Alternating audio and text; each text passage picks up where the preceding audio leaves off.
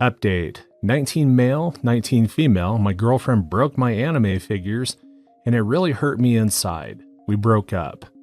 Original post: I get that they are kind of weird and stuff, but whenever I was still living with my parents, I was going through a really hard time, and collecting that sort of stuff just helped me get through everything. Getting a new package in the mail and seeing it just always made me happy. It's only been a couple of years, so obviously I still have them all, even now that I live on my own. My girlfriend and I got into an argument about moving in together and stuff at my place. Because of the virus and stuff calming down, we talked about it, but we've only been dating since around January, and she's lived with her parents, so I didn't know if it was the best idea in my opinion. I told her we should wait a bit, and she got really upset with me. I just went outside and calmed down for a bit. She came out with me after a while and said that she's leaving to go back home. We said our goodbyes, and I went back into my room and found two of my figures like this. I mean, I get that they are dumb or whatever, but they are mine. They meant something to me. They are one of the things that made me happy in some hard times, and she went and broke them. The one on the left is missing its entire body. It's supposed to come apart, but her body is missing. I've looked for a little bit, but I can't find it all. I guess that she either took it with her or threw it away. The other three parts are the same one, but they are just broken. It's beyond repair at this point, and I can't find the other pieces anyway. It's only about $30-ish, but it just hurt because it just meant something to me, and now they are broken and gone. I feel heartbroken and horrible now. I haven't texted her yet or had any talk with her so far. I don't know what I should do. I want to ask for the body back on one of them, but I don't know what to say about it. Do I just tell her to give it back? The other one is broken, but I can put the other one back together. Anybody help? Now for the advice before reading the update. First off, the figurines are not dumb. They are something that is important to you and that you have an emotional attachment to. If something matters to you and makes you happy, and it's not causing anyone harm, then it's not dumb. Second, I do think that you should text her and at least try to talk to her. The least she could do, if she's a rational person, is apologize for the way that she acted, return your property, and pay for the figure she irreparably damaged. I'm a big believer in giving people second chances, and if she shows genuine remorse for her actions, then it may have just been something that she did in the heat of the moment, and she will never do it again. However, if she doesn't apologize, or if she tries to weasel her way out of the blame and makes you feel like your interests are not important, then I think you need to seriously reconsider what and whether you want to be in a relationship with her. No matter what ends up happening, though, you should probably not move in together yet. Even if she does apologize, you'll need time to be able to trust her again. Plus, you haven't been dating for that long, and moving in together is a big commitment that you have to be 100% sure that you're ready for her. Hope this helped. This person says, first off, the figurines are not dumb. There is something that is important to you and that you have an emotional attachment to. If something matters to you and makes you happy and it's not causing anyone harm, then it's not dumb. To pivot off of this, disrespecting and outright destroying something that you cherish is irreprehensible. Regardless of whether she thinks it's stupid or not, she should have a baseline of respect towards you and your hobbies. If she has a problem with you collecting figurines, she should bring that up so that you can discuss at that point. Instead, she just used it to spite you after an argument. You're in a relationship to help and support each other. Most people would at least show a sign of interest, or even if they think their partner has a weird hobby, she should respect what gave you solace. You should consider telling her that you found your figures broken after she was in your place alone, and be honest with her about how you feel about it. You don't need to call her names or anything, just I feel statements. I feel heartbroken because those figures meant something to me because of where I was in my life when I got them. I feel confused about why one's body is missing. I feel disrespected. I also think that you should strongly consider whether you want to be in a relationship with this person. You both are still relatively young, but her behavior is incredibly emotionally immature. Don't let her bring you down. She's much too immature to move in with. Been married nearly 6 years, and I feel absolutely guilty if I break something that belongs to my partner. It's disrespectful what she did. She did it to hurt you, and that's all that is. I'd give yourself some space and really think about if that's a relationship that you want long term. Now for the update. Original post up there.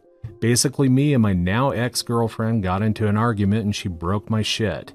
Okay, so the good news is that we broke up and I got the body back to one of my figures. I got the body back and I changed the face on it to match my ex-girlfriend's after we broke up.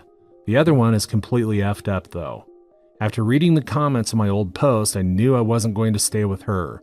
I still wanted my shit back, so I just called her mom and told her what had happened, and she said that she would talk to the ex-girlfriend.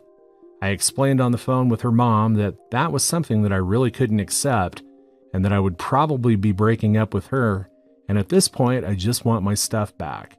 She told me later to drive to their home and wait outside. I did just that, and my ex-girlfriend just walked out with a few tears in her eyes. Her mom told her that I was going to break up with her for this, and just handed me the body back to one of them and $20 for the other one that she broke. After saying bye, I left and just went home and texted her explaining that we're over and not to contact me again. She said that she was sorry, but I was way too heartbroken and upset to even consider taking her back. I thanked her mom, and that's the last time that I spoke to either of them. She literally acted like an effing child. She broke my stuff like a child. I had to go tell her mommy like a child. Her mommy had to make her fix it like a child. Yeah, this whole effing thing was just a big childish mess, LOL. Thanks to everyone who left comments, except a few of you. What the F is wrong with some of you?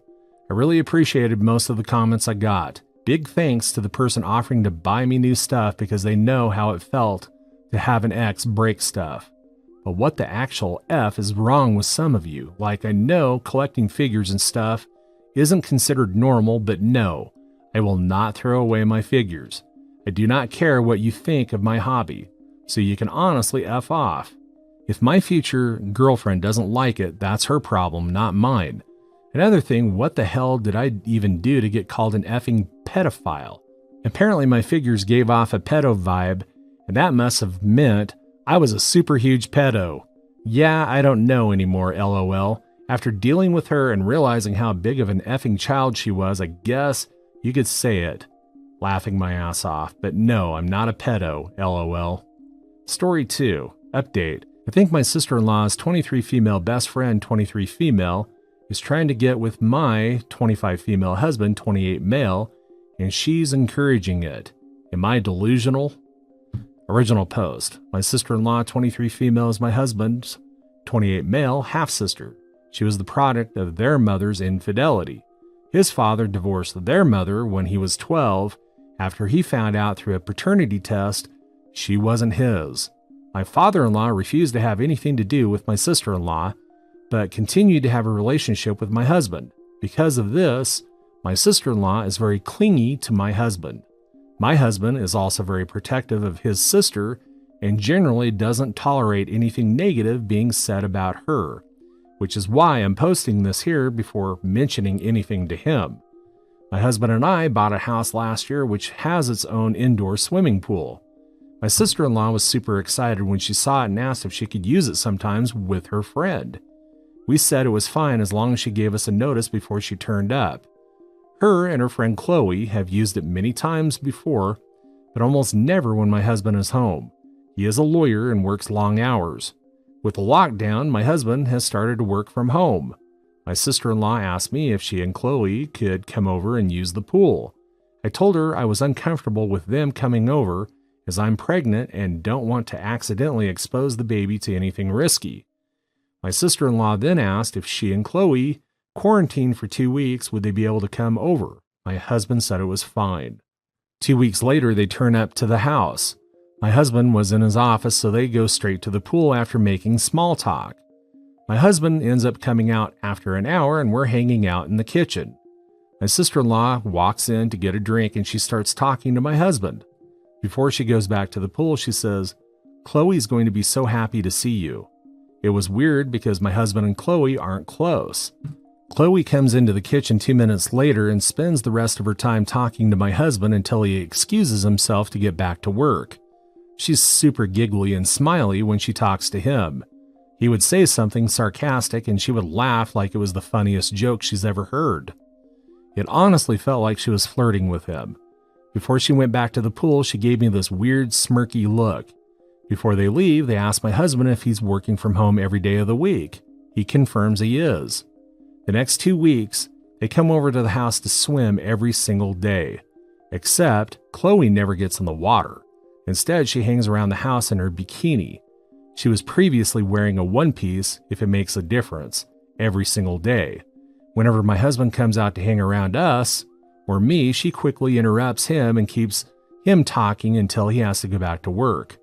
I made lunch for us all, and when I excused myself to call my husband down, my sister-in-law quickly stopped me and said Chloe could call him for me. They shared a look, and Chloe looked really happy when she went to go get him. Chloe has also started to get touchier with my husband.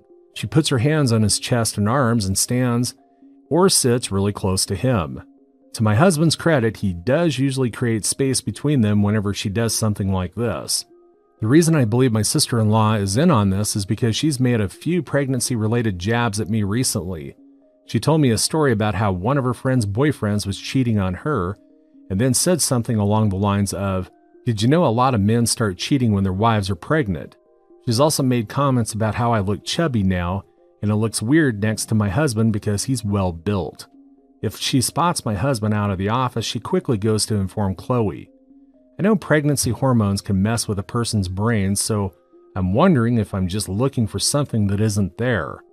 My sister-in-law sent me a text yesterday asking if they could come over to swim next week, and I really want to say no, but I know she'll whine to my husband if I do. I ideally want to have a conversation with him before then, but I'm not sure if I should mention the flirting. Am I being delusional? Now for the update. Well, I read and reread all the comments on the original post to try and figure out how I was going to bring this up. Turns out I didn't have to. We were watching a movie and my phone lit up with another text from my sister-in-law telling me she was now going to be here at 1 p.m. the next day to swim with Chloe. My husband saw it and told me to tell her not to come. This is really weird behavior for my husband because he tends to do anything to accommodate my sister-in-law and very rarely refuses her anything. I asked him if something had happened and he shrugged it off, and we kept watching the movie. A few minutes later, he paused the movie and said he wanted to ask me a question. He asked if I'd noticed Chloe never swam when she came to our house. I wish I could say that I was calm and collected like the comments were advising, but I ended up laughing hysterically. I was honestly just so relieved he brought it up instead of me having to be the one to do it. I think my husband thought I was losing my mind. When I finally stopped laughing, he repeated the question and said he wanted a serious answer, and I said, "Of course I've noticed." And he awkwardly replied, "So you must have noticed the other thing too." To summarize the conversation that followed, my husband had noticed Chloe was flirting with him the first few days because he was so busy with work. He wasn't really paying any attention to anything else. He said when she started getting handsy is when he suddenly had the light bulb moment that she was into him. He says he didn't want to unnecessarily stress me out, so he never mentioned anything. But he was worried that I'd noticed too and thought he was interested because he hadn't immediately shut it down. He realized we would eventually have to have this talk, but he wasn't sure how to bring it up. Oh, the irony. He did privately speak to Chloe and told her he was happily married and wasn't interested in starting anything with anyone else. Apparently, she never took him seriously because she kept doing it. In the end, he called his sister on Sunday to tell her either she got her to stop or Chloe couldn't come over anymore. His sister ended up having a tantrum and said a few nasty things about me and the baby and our relationship. She insisted I was somehow behind this request and made some comments about how I was controlling and insecure because I looked like a beach whale and Chloe was younger and hotter. He was pretty pissed at this and said if she said something like that about me again, he would stop speaking to her. She claimed I had baby-trapped him, and when my husband pointed out that we were already married so I didn't need to trap him and that he was the one who wanted to start a family, she kept insisting I manipulated him into feeling that way. She claimed he was unhappy in our relationship and he always looked tired because I was forcing him to slave away to fund my fancy lifestyle while I sat on my ass all day. He pointed out he chose to be a lawyer knowing he would have to work long hours, and I had only recently left my job, so her accusations were baseless. She said some other stuff along the same lines, but the thing that made my husband finally snap was when she said the baby, was already ruining everything, and it was just going to get worse when it was born, and he should have dragged me to the abortion clinic while he had the chance. He told her neither her nor Chloe were welcome in our home anymore until they apologized for how they had been behaving and for the things my sister-in-law said. He said he wasn't sure he could ever forgive or forget what she'd said about our child, even if she did apologize, and he couldn't believe she would even think something like that, let alone say it. Apparently she started crying and said that she was sorry, that she didn't mean it and she was just scared to lose him and that she wasn't thinking clearly. He hung up on her. He showed me his phone and she's been calling him and texting him since, begging him to reply. He asked if she'd said anything to me. I was debating whether to say anything or not, but he kept insisting he knew she had said something, and he wanted to know what it was. I told him the things that I mentioned in the original post and a few other things that she had said. He asked me why I never mentioned any of this when she first said it, and I mentioned how he got really defensive whenever I said anything even slightly negative about his sister, and he got defensive. I pointed out he was doing it again after some back and forth. He admitted that maybe he was a little bit defensive when it came to her, but he promised to stop, and he wanted to make sure that we could talk about anything, including his sister. He ended up mentioning wanting to try couples counseling. He said it wasn't because he thought that there was something wrong with our relationship, but apparently he has been speaking to his dad a lot recently, and he mentioned one thing he regretted about his marriage with mother-in-law is that they never went to therapy until the cracks in their relationship were too big. In his current marriage they go, and it's helped him avoid the mistakes of his first marriage. I agreed, so we're probably going to try that soon. My husband thinks my sister-in-law will eventually turn up, even if we tell her not to, but he promised he'd deal with her if she does. So Reddit, I guess you were right. I really did just need to speak to him. Thanks for the advice and comments. I really enjoyed reading them all. Story 3. How do I break up with my 25 female boyfriend, 25 male, who is suicidal, even though I know I need to? How to break up with my 25 female partner, 27 male, and get over the guilt of knowing I will be taking everything away from him. Hi, mine and my boyfriend's relationship needs to come to an end. I have no trust for him. He lies to me constantly about everything. He spends money we don't have. He is addicted to looking at other women online and paying for their nudes. He doesn't work. He has a cannabis habit that I hate. I am ready to move on. I have lost my love for him. He is miserable all the time and has a short temper. I am tired of coming home to a horrible environment. I am tired of being the only one that's making money. I hate having sex with him. He annoys me. He is really depressed. He talks about how much everyone would be better off without him and how much he hates life and how he struggles. I want to leave him, but he has nowhere to go other than his parents and they dislike him. He will be miserable there. I can't give him the house because I'm the only tenant on the tenancy and he has no way of paying rent. My nan is the landlord, so I would be screwing her over as the only source of income other than her pension. He would have to be evicted anyway. He has a son from a previous relationship that lives with us 3 days a week. I would be taking that away from him. We have a 10-month-old daughter. I would be taking her away from him half the week, if not more. I am 14 weeks pregnant. I will be fine. I can afford rent and bills. I pay it all anyway. I would be so much happier. I know I would be sad a lot because I really wanted the rest of our lives to be together, but he's not the person that I want to spend my life with anymore. I know this is the best thing to do for mine and my children's future. I don't know how to do it. How do I rip a suicidal man's whole life away from him so that I can be happy? I just can't bring myself to do it. I hate this situation. I am his only support system. I don't want to hurt him, but I don't want to waste my life with a waster.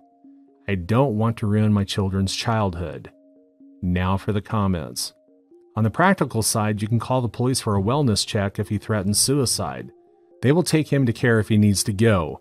If you think he will be aggressive and violent when you break up, you call the police. To ease your burdens and fears, you are not a specialist. Repeat that over and over to yourself. You are literally not trained or equipped to help his mental health struggles. Don't feel bad about letting him go. If anything, feel bad about staying because you actually are not helping him. You do not know how to help or better his mental health like a professional would, and might even be making it worse by prolonging it. Think about it for your kids too. They are young now and don't need to grow up like this. You call the police for a wellness check if he threatens suicide. Be careful with this. My partner, who cares about me and loves me, once did this to protect me because she was worried about my mental health. I have a history of suicidal ideation and have been in therapy for years. Obviously, when the police arrived, my mental breakdown didn't just magically stop. I was arrested and kept in police custody, in a small, dirty cell with no access to outdoors or to my partner or to anyone, for hours.